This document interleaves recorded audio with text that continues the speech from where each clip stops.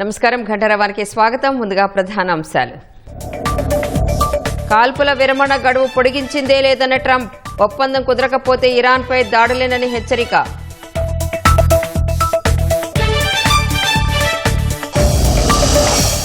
కేరళ త్రిశూర్లో బాణాసంచా గిడ్డంగిలో పేలుడు. 13 మంది దుర్మరణం, 5గురు పరిస్థితి విషమం.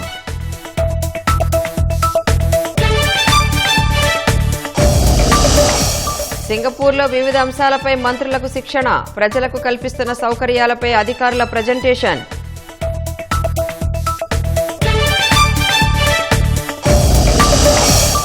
అధికారం, ఆస్తుల కోసం వైసీపీ ఎంతకైనా దిగజారుతుందన్న పార్థసారథి. వివేకా నుంచి పెద్ద దస్తగిరి హత్య వరకు ఇదే కుట్ర సిద్ధాంతమని వ్యాఖ్య.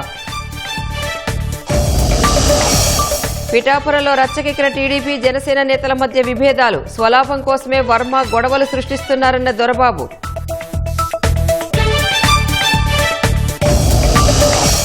ఈ ఏడాది 6.4% భారత వృద్ధి రేటు.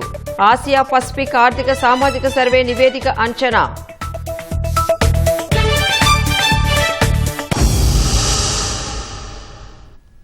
కేరళలోని త్రిశూర్ జిల్లాలోని ఓ బాణాసంచా గిడ్డంగిలో పేలుడు సంభవించింది. ఈ ప్రమాదంలో 13 మంది మృతి చెందగా 30 మందికి పైగా గాయపడ్డారు. వారిలో 10 పరిస్థితి విషమంగా ఉన్నట్లు సమాచారం.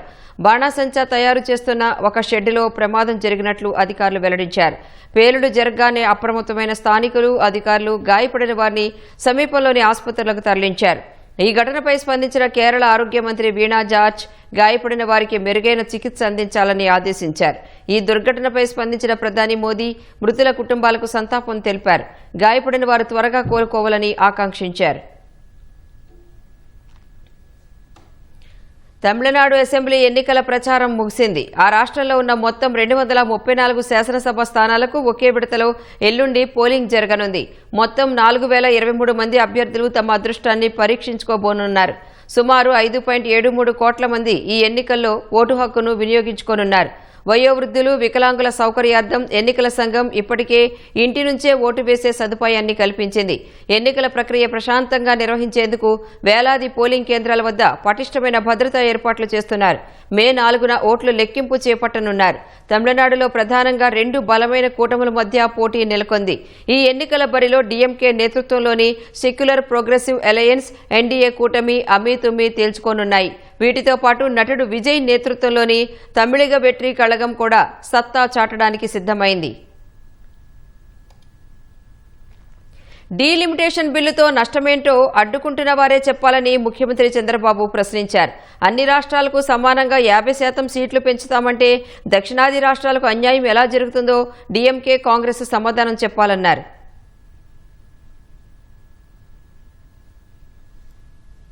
Delimitation bill. What Rahul Gandhi is saying, he defeated the bill. Even Stalin is saying, Tamil Nadu defeated Delhi or Modi. I can't understand the logic. That bill is very clear. After census, then only delimitation. No state will lose seats. Every state 50% enhancement will be there. Tamil Nadu 39, another 20, that means 59. Andhra Pradesh 25. Another 13, 38, UP 80, another 40, 120. Among that, 33% women reservations. How South India is losing seats? What is the injustice for South India or smaller states or northeastern states? Now Congress has to tell, DMK has to tell, what is your victory? You betrayed the women. For the last 3 decades, 96 it started, 26 we are here, you deferred. You defeated the bill. Now when you are going to execute it? Better than this, any other formula? They are branding me, I am not supporting South India. I am also Dravidian. You have to keep it in mind. మహిళా రిజర్వేషన్లను నీరుగార్చడమే కాంగ్రెస్ లక్ష్యమని Rajamahendravaram MP Purandeswari విమర్శించారు. రిజర్వేషన్ల ఫలాలు తక్షణమే అందించేందుకు కేంద్రం చట్ట సవరణ బిల్లు తీసుకొచ్చిందన్నారు. మహిళల్ని వంచిన కాంగ్రెస్ పార్టీ వారికి క్షమాపణ చెప్పాలని డిమాండ్ చేశారు. జనతా పార్టీ యొక్క లక్ష్యం, ఆలోచన, సంకల్పం, కట్టుబడినటువంటి విషయం కూడా మహిళలకి ఖచ్చితంగా మనం న్యాయం చేయాలి. వారికి ఏదైతే 33% రిజర్వేషన్ ఇస్తాము అని చెప్పి అన్నామో అది వెంటనే అమల్లోకి రావాలి. మనం ఎప్పుడో ఫ్యూచర్, ఇప్పుడు 30 సంవత్సరాలు వేచి చూసినటువంటి మహిళలకి ఇంకా మీరు ఒక 30 సంవత్సరాలు వేచి చూడండి అని ఎందుకు చెప్పాలి? వెంటనే మనకి 2029లో వచ్చేటువంటి ఎన్నికల్లో మనం దీన్ని పాస్ చేయాలనేటువంటి ఆలోచనతోటి సవరణలన్నీ తీసుకొచ్చినటువంటి సందర్భంలో ప్రతిపక్ష పార్టీలు ఇండి కూటమి ఏదైతే ఉందో ఏ విధంగా దేశ మహిళల్ని వంచారో మీరందరూ కూడా చూశారు. ఇవాళ కనుక మీరు మహిళా రిజర్వేషన్ బిల్లు కనుక మీరు పాస్ చేసినట్లయితే మీరు ప్రతి తల్లికి, ఏ తల్లి అయితే తన సర్వస్వం తన సంతానానికి ఇచ్చిందో కానీ ఏం ఎక్స్పెక్ట్ చేయలేదు ఆ తల్లికి మీరు ఇస్తున్నట్టుగా మీరు భావించాలి. అదేవిధంగా ఏ బిడ్డ అయితే, ఆడపిల్ల అయితే ఇన్ని సంవత్సరాలు నిరీక్షిస్తూ కూర్చుందో ఆ బిడ్డకి ఫలితంగా మీరు ఈ రిజర్వేషన్ అందించాలి. అన్నింటికంటే మిన్నగా బాబాసాహెబ్ అంబేద్కర్ గారు ఏదైతే మహిళలకి సమానత్వం కల్పించాలి అని, అంటే అన్ని రంగాల్లో, అంటే రాజకీయ రంగం కూడా ఉంది కదా, దానికి అనుగుణంగా కూడా వాళ్ళకి సమానత్వం కల్పించాలి అనేటువంటి భావన ఏదైతే ఆ మహాత్ముడికి ఉందో దానికి నిజమైనటువంటి నివాళిగా ఈ బిల్లు పాస్ చేయాలి అని చెప్పి అభ్యర్థించినా కూడా ఇవాళ వాళ్ళు ఒక రకంగా దేశంలో ఉన్నటువంటి మహిళల్ని మోసం చేశారు. వాళ్ళు ఖచ్చితంగా దేశంలో ఉన్నటువంటి మహిళలకి క్షమాపణ చెప్పవలసినటువంటి అవసరం ఖచ్చితంగా ఉన్నది. సింగపూర్ పర్యటనలో ఉన్న మంత్రుల బృందం వరుస సమావేశాలతో తీరిక లేకుండా గడుపుతోంది. ఆ దేశ వాణిజ్య పరిశ్రమల శాఖ మంత్రి గన్ సియో హువాంగ్తో భేటీ అయ్యింది. 2 దేశాల మధ్య ఉన్న స్నేహపూర్వక ఆర్థిక భాగస్వామ్యం బలోపేతంపై చర్చించారు. వివిధ రంగాల్లో సహకారంపై సమాలోచనలు చేశారు. సింగపూర్లో అతిపెద్ద life style centre Tampines హబ్ను మంత్రుల బృందం సందర్శించింది. ఆ దేశ సామాజిక నిర్మాణం, ప్రజలకు కల్పిస్తున్న సౌకర్యాలపై అక్కడి అధికారులు రాష్ట్ర బృందానికి ప్రజెంటేషన్ ఇచ్చారు.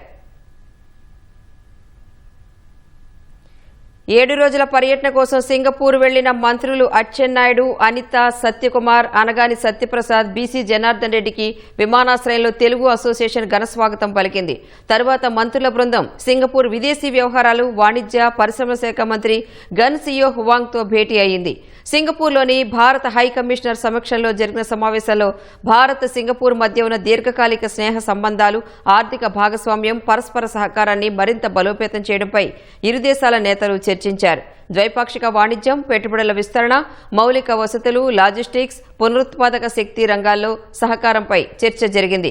స్మార్ట్ సిటీస్, అర్బన్ ప్లానింగ్, వ్యర్థాల నిర్వహణలో సింగపూర్ నైపుణ్య వినియోగం, నైపుణ్య అభివృద్ధి, వృత్తిపరమైన విద్య, శిక్షణ కార్యక్రమాలు, ఫిన్టెక్, ఆర్టిఫిషియల్ ఇంటెలిజెన్స్ వంటి టెక్నాలజీ రంగాల్లో భాగస్వామ్యం వంటి అంశాలపై విస్తృత స్థాయిలో చర్చలు జరిగాయి. సింగపూర్లోని ఆధునిక పరిపాలనా విధానాలు, నగరాభివృద్ధి నమూనాలు, సుస్థిర అభివృద్ధి అంశాలపై ఆ దేశ ప్రభుత్వం శిక్షణ ఇవ్వనుంది. సమావేశం పూర్తి సానుకూల వాతావరణంలో జరిగిందని, భవిష్యత్తులో ఇరు దేశాల సంబంధాలు మరింత బలపడతాయని నేతలు విశ్వాసం వ్యక్తం చేశారు.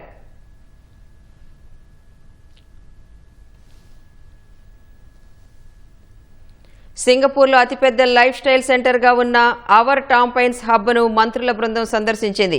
క్రీడలు, థియేటర్లు, స్విమ్మింగ్ పూల్స్, లైబ్రరీలు, షాపింగ్ మాల్స్తో టామ్ పైన్స్ హబ్ రీక్రియేషన్ హబ్గా ఉంది. అవర్ టాంపినీస్ హబ్లో ఉన్న ఫెస్టివ్ ఆర్ట్ థియేటర్స్ను మంత్రులు సందర్శించారు. సింగపూర్ సామాజిక నిర్మాణం, ప్రజలకు కల్పిస్తున్న సౌకర్యాలపై అక్కడి అధికారులు మంత్రులకు ప్రజెంటేషన్ ఇచ్చారు.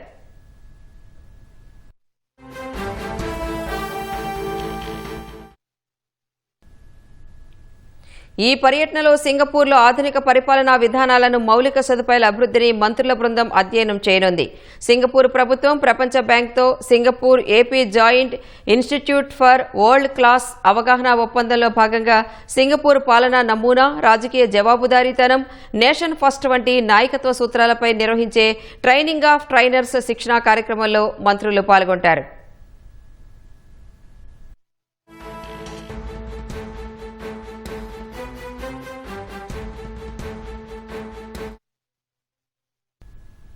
అధికారం కోసం, ఆస్తుల కోసం వైసీపీ ఏ స్థాయికైనా దిగజారుతుందని మంత్రి పార్థసారథి ధ్వజమెత్తారు. వివేక హత్య మొదలు ఇప్పుడు పెద్ద దస్తగిరి హత్య వరకు ఇదే కుట్ర సిద్ధాంతాన్ని అమలు చేస్తోందన్నారు. వివేక హత్యను కప్పిపుచ్చడానికి ప్రయత్నించినట్లే దస్తగిరి హత్య విషయంలో నడుచుకుంటోందని మండిపడ్డారు.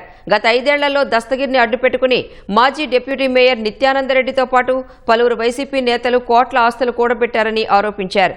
నిత్యానందరెడ్డి ఇంట్లో దొరికిన డాక్యుమెంట్సే దానికి నిదర్శనమన్నారు. ఆ దోపిడీ బయటపడుతుందనే దస్తగిరిని చంపారని అనుమానాలు ఉన్నాయన్నారు. ఇందులో ఎంత పెద్దవారున్నా వదిలిపెట్టబోమని స్పష్టం చేశారు. కోసం అధికారం కోసం వైసీపీ నాయకులు ఎంతకైనా దిగజారుతారని చెప్పేసి వైఎస్ వివేకానంద రెడ్డి గారి హత్య దగ్గర నుంచి దస్తగిరి హత్య వరకు కూడా చాలా స్పష్టంగా అర్థమవుతుందని చెప్పేసి మనం చేస్తాను. దస్తగిరి హత్య జరిగితే వీరికి తెలిసినట్లు, వీరికి సమాచారం ఉన్నట్లు, ఇదేదో గంజాయి బ్యాచ్ హత్యలాగా అని చెప్పేసి చిత్రీకరించడానికి ప్రయత్నం చేయటం, మరణించిన తర్వాత ఎవరైతే ప్రధాన నిందితుడిగా కుట్రదారుడుగా ఈ రోజు పేర్కొనబడుతున్నాడో అదే వ్యక్తి వెళ్లి పరామర్శిస్తాం ఇంతకంటే ఘోరం ఏమైనా ఉంటుందా అని చెప్పేసి మనం చేస్తాం. నేను హత్యలో పాలు పంచుకున్న వాళ్ళుగా పోలీసులు పట్టుకున్నారో వాళ్ళు హత్య జరిగిన 3 గంటల లోపు ఈ నిత్యానంద రెడ్డి గారి దగ్గరికి వెళ్లి వారి దగ్గర ఆశ్రయం పొందారని చెప్పేసి కూడా చాలా ఆధారాలు కూడా లభించినాయని చెప్పేసి తెలియజేస్తా ఉన్నాను. మరి జగన్మోహన్ రెడ్డి గారు కూడా ఈ దస్తగిరి కుటుంబాన్ని పరామర్శించడానికి వెళ్తారని చెప్పారు. పత్రికల్లో కూడా వచ్చింది. ఎందుకు ఆయన వెళ్ళలేకపోయారని చెప్పేసి కూడా నేను ప్రశ్నిస్తా ఉన్నానని చెప్పేసి కూడా తెలియజేస్తా ఉన్నాను. దస్తగిరి గారి ఇంట్లో దాదాపు 150-175 డాక్యుమెంట్స్ దొరికినాయి అంటే కడప జిల్లా గూడూరు దగ్గర జగన్మోహన్ రెడ్డి గారి రవీంద్రనాథ్ రెడ్డి మేనమామ రవీంద్రనాథ్ రెడ్డి గారికి ఒక బ్రహ్మాండమైన గృహాన్ని నిర్మించిన విషయం వాస్తవా కాదా? ఇప్పుడు కూడా గృహప్రవేశం జరగలేదు. ఎవరు? రవీంద్రనాథ్ రెడ్డి గారి కుమారుడు పేరు మీద 30 డాక్యుమెంట్స్, రవీంద్రనాథ్ రెడ్డి సతీమణి గారు అరుణ్ కుమార్ గారి పేరు మీద మరికొన్ని డాక్యుమెంట్లు. వీళ్ళంతా ఎవరికి బినామీలు అని ప్రజలు ఆలోచించాల్సిన అవసరం ఉందని చెప్పేసి మనం చేస్తాను. ఏమిటి వీళ్ళకి సంబంధం ఏంటి? ఎందుకు దస్తగిరిని చంపాల్సి వచ్చింది? నిత్యానంద రెడ్డి వైసీపీ నాయకుడు షెల్టర్ ఇవ్వాల్సిన అవసరం ఎందుకు వచ్చింది అంటే వాడుకొని పార్టీ కార్యకర్తల్ని ఈ విధంగా వాడుకొని వారి పేరు బయటకు రాకోకుండా ఈ విధంగా హతమార్చడం, ఎలిమినేట్ చేయటం అనేది వైసీపీ యొక్క విధానం అని చెప్పేసి నేను అడుగుతా ఉన్నాను. దస్తగిరికి మాకు సంబంధం లేదని చెప్పేసి కడప వైసీపీ నాయకులు చెప్పే దమ్ముందా అని చెప్పేసి కూడా అడుగుతా ఉన్నాను. ఈ దస్తగిరి అనే వ్యక్తి మన అవినాష్ రెడ్డి గారికి కాదు, ఎంపీ అవినాష్ రెడ్డి గారికి, అదేవిధంగా రవీంద్రనాథ్ రెడ్డి మాజీ ఎమ్మెల్యే గారికి అత్యంత సన్నిహితుడు అని చెప్పేసి కూడా ఈ సందర్భంగా నేను తెలియజేస్తా ఉన్నాను. అంతేకాదు తాడేపల్లి పెద్దలకు కూడా ఈయన చాలా సన్నిహితుడు. ఎందుకంటే వారితో ఉన్న ఫోటోలను చూస్తే ఎంత సన్నిహితులో అర్థమవుతుందని చెప్పేసి కూడా మనం చేస్తా ఉన్నా. నేను పులివెందుల్లో జరిగే రహస్య మంత్రణాల్లో ఈ దస్తగిరి గారు ఉంటారని చెప్పేసి కడపలో అందరూ కూడా చెప్పుకుంటాం, అది వాస్తవం అని చెప్పేసి కూడా ఈ సందర్భంగా నేను తెలియజేస్తాను. ఇటువంటి హత్యల్లో ఎంత పెద్దవాళ్ళు ఉన్నా సరే ఎవరిని ఈ ప్రభుత్వం వదిలిపెట్టబోదని చెప్పేసి మనం చేస్తాను. నేను అమెరికా, ఇరాన్ మధ్య ఉద్రిక్తతలు కొనసాగుతున్న వేళ డొనాల్డ్ ట్రంప్ కీలక వ్యాఖ్యలు చేశారు. ఇరాన్తో శాంతి ఒప్పందం కుదరకపోతే తమ సైన్యం దాడులకు పూర్తిగా సిద్ధంగా ఉందని హెచ్చరించారు. బుధవారంతో ముగిసే కాల్పుల విరమణ గడువును పొడిగించే ఉద్దేశం ఏమాత్రం లేదని తేల్చి చెప్పారు. సిఎన్బిసి వార్తా ఛానల్తో మాట్లాడిన ట్రంప్ కాల్పుల విరమణ సమయాన్ని ఆయుధాలను సమకూర్చుకోవడానికి అమెరికా సైన్యం ఉపయోగించుకున్నట్లు చెప్పారు. ఇరాన్ కూడా ఈ సమయాన్ని ఆయుధాల సమీకరణ కోసం ఉపయోగించుకుని ఉండొచ్చన్నారు. తన ఆదేశంతో అమెరికా సైన్యం ఎప్పుడెప్పుడు రంగంలోకి దిగుదామా అని ఉత్సాహంగా ఉందని ట్రంప్ స్పష్టం చేశారు. చర్చలు జరపడం మినహా ఇరాన్కు వేరే ప్రత్యామ్నాయం ఏమీ లేదని తేల్చి చెప్పారు. ఒకవేళ ఇరాన్ తమతో ఒప్పందం కుదుర్చుకుంటే వారు చాలా మెరుగైన స్థితిలో ఉంటారని ట్రంప్ వ్యాఖ్యానించారు.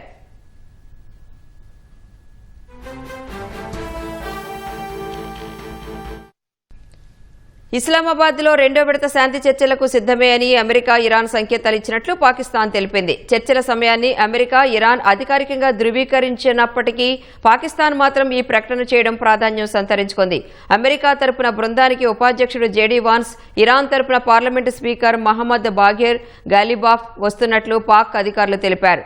బుధవారం తెల్లవారుజామున వారు ఇస్లామాబాద్ చేరుకుంటారని వివరించారు. కాగా అమెరికా, ఇరాన్ మధ్య కుదిరిన తాత్కాలిక కాల్పుల విరమణ ఒప్పందం ఏప్రిల్ 22తో ముగియనుంది. ఈ నేపథ్యంలో అమెరికాతో శాంతి చర్చల గురించి ఐఆర్జీసీ అధికారులతో Iran parliament speaker Bagher Ghalibaf తీవ్రంగా చర్చలు జరుపుతున్నట్లు తెలిసింది. IRGC commander major general Ahmad Vahidi, ఇతర ఉన్నతాధికారులతో బాఘేర్ మంతనాలు జరుపుతున్నట్లు సమాచారం. ఇరాన్ సుప్రీం లీడర్ మొస్తఫా ఖమేనీని నేరుగా కలిసే అవకాశం ఉన్న ఏకైక వ్యక్తి వాహిదీ మాత్రమేనని ఇరాన్ వర్గాలు చెబుతున్నాయి.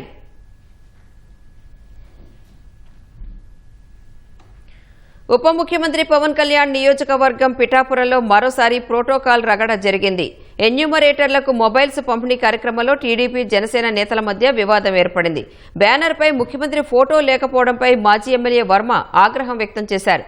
అధికారులపై ఎందుకు కోప్పడుతున్నారంటూ జనసేన నాయకులు ప్రశ్నించారు. మాటామాటా పెరిగి మాజీ ఎమ్మెల్యేలు వర్మ, దొరబాబు నెట్టుకున్నారు. జనసేన, టీడీపీ శ్రేణుల ఒకరిపై ఒకరు దూసుకెళ్లారు. పరిస్థితి కొట్టుకునే వరకు వెళ్లింది. అధికారుల నిర్లక్ష్యం వల్లే పదే పదే ప్రోటోకాల్ వివాదం తలెత్తుతుందని వర్మ మండిపడ్డారు. ఇలాంటి ఘటనలు పునరావృతం కాకుండా చూడాలని కలెక్టర్ హరీంద్ర ప్రసాద్ను కోరారు.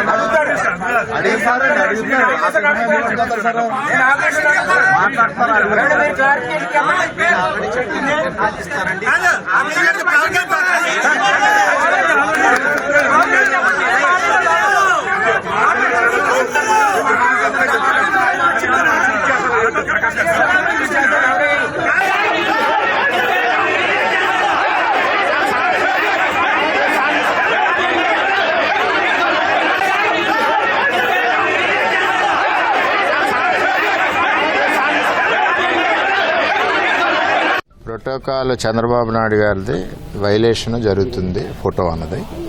ఏ పార్టీ కూటమిలో ఎవరిదైనా సరే మోడీ గారు కావచ్చు, పవన్ కళ్యాణ్ గారు కావచ్చు, చంద్రబాబు నాయుడు గారితో ముఖ్యంగా ముఖ్యమంత్రి గారిది వైలేషన్ అధికారుల వల్ల జరుగుతుంది. అది కూడా అధికారుల వల్ల జరుగుతుందని కూడా అధికారులు ఒప్పుకున్నారు. ఇది ఫర్దర్ రిపీట్ అవ్వకుండా కలెక్టర్ గారిని ఒక డైరెక్షన్ ఆల్ ఆఫీసర్స్కి ఇవ్వాలని చెప్పి మేము లీడర్స్ అందరం వచ్చి చెప్పడం జరిగింది. ఆఫీసర్ల మీద ఉండాలి. ఇంక మరీ రిపీట్ అవుతే ఈసారి కలెక్టర్ గారు చర్యలు తీసుకుంటా ఉన్నారు. ముఖ్యమంత్రి గారిది గవర్నమెంట్ ప్రోగ్రామ్స్లో ఎక్కడ ఉన్నా సరే ఉండాలి. దాంతో స్థానిక ఎమ్మెల్యేది ఉండాలి. రెండు కలిపి ఉండాలి. అది ప్రోటోకాల్ సిస్టమ్. ప్రైవేట్ ప్రోగ్రామ్స్లో అవసరం లేదు. ఎవరి ఇష్టం వచ్చినట్టు వాళ్ళు చేసుకుంటారు. ప్రైవేట్ గవర్నమెంట్ ప్రోగ్రామ్స్లో ఎందుకు అవాయిడ్ చేస్తున్నారు, ఇది 10వ టైం అన్నది ఇష్యూ. దాన్ని కలెక్టర్ గారు పిలిచి నేను చర్యలు తీసుకుని మళ్ళీ రిపీట్ అవ్వకుండా యాక్షన్ తీసుకుంటా అని చెప్పారు. వ్యక్తిగత స్వార్థంతోనే పిఠాపురంలో ప్రతి అంశాన్ని వర్మ వివాదం చేస్తున్నారని జనసేన నేత పెండెం దొరబాబు ఆరోపించారు. అనవసరమైన గొడవలకు దిగి అభివృద్ధిని అడ్డుకోవద్దని వర్మకు సూచించారు. పద్ధతి మారకపోతే వర్మ అవినీతిని ప్రజల ముందు ఉంచుతానని హెచ్చరించారు. గత 2 సంవత్సరాలుగా మీరు చూస్తా ఉన్నారు. ఏ మీటింగ్ పెట్టినా ఆ మీటింగ్ కి ఫోటో పెట్టలేదను ఇంకోటను. ఏ నియోజకవర్గంలో అయినా సరే ఒక శాసనసభ్యుడు ఉంటే ఆ శాసనసభ్యుడు ఫోటో పెడతారు. ఇది కామన్. అది గతంలో ఎవరైతే ఇప్పుడు ఈ రోజున అభియోగం చేస్తున్నారో ఆ శాసనసభ్యులుగా వారు చేశారు. వ్యక్తిగత ప్రయోజనాల కోసం, సొంత లాభాపేక్ష కోసం కూటమి ప్రభుత్వంలో అడ్డు పెట్టుకుని ఆయన చేస్తున్నటువంటి విధానం ఇది తప్పుడు విధానంగా నేను తెలియజేస్తా ఉన్నా. ఇది పద్ధత అనే అడుగుతా ఉన్నా. ఈ నియోజకవర్గం అభివృద్ధి చెందుతూ ఉంది. దాన్ని ఈ రకంగా మీరు ప్రతి మీటింగ్ లోని కూడా దాన్ని ఏదో డిస్టర్బ్ గా చేసి పవన్ కళ్యాణ్ గారి మీద బురద జల్లాలనే ఆలోచన మానుకోండి. ఎవరు ఏం చేశారు, ఏ రకంగా నియోజకవర్గాన్ని దోసుకుపోయారని దానికి త్వరలో దాన్ని కూడా నేను ప్రెస్ మీట్ పెడతాను.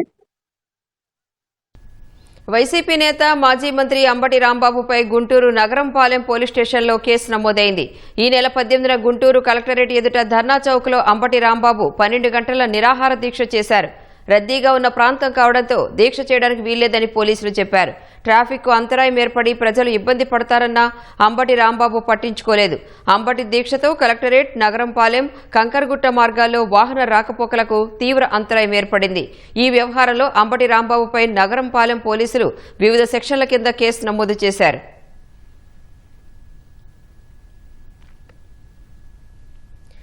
నిష్పక్షపాతంగా బాధ్యతలు నిర్వహిస్తానని రాష్ట్ర ఎన్నికల కమిషనర్ అనిల్ చంద్ర పునేఠా తెలిపారు.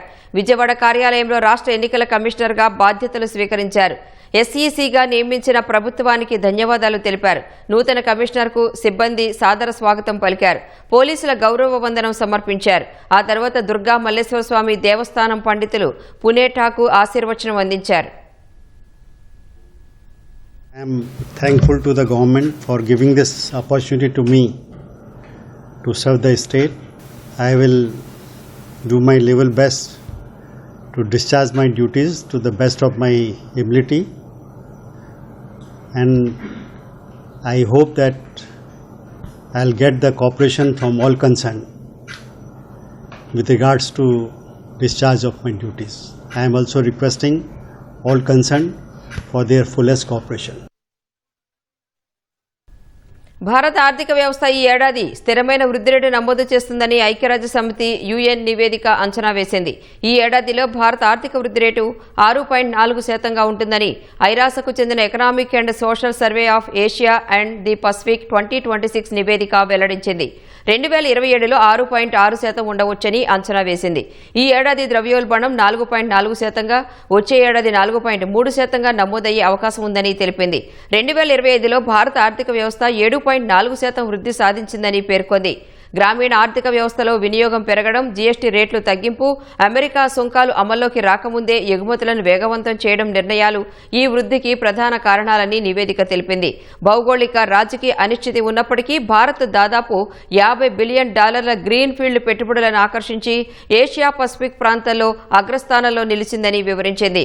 పర్యావరణ హితమైన ఆర్థిక వ్యవస్థ వైపు మళ్లడంలో భారత్ ముందంజలో ఉందని ఐరాస నివేదిక కొనియాడింది. కేంద్రం ప్రవేశపెట్టిన ప్రొడక్షన్ లింక్డ్ ఇన్సెంటివ్ PLI పథకాన్ని ఐరాస నివేదిక ప్రత్యేకంగా ప్రశంసించింది.